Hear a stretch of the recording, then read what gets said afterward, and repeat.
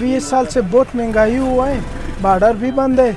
इस साल पहले पिस्ता 2000 रुपया किलो था, अभी 3000 रुपया किलो चल रहा है।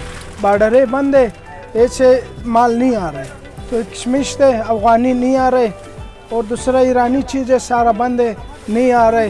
महंगाई है, पहले 600 रुपया किलो था, अभी 1200 रुपया किलो हो गया ईरानी किशमिश का।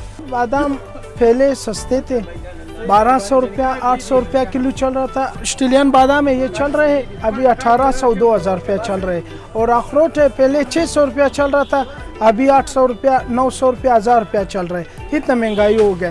पहले कराची लाहौर वाले सारे इधर आते थे, अभी नहीं आ रहे, बोल रहे बहुत महंगाई हो रहा है।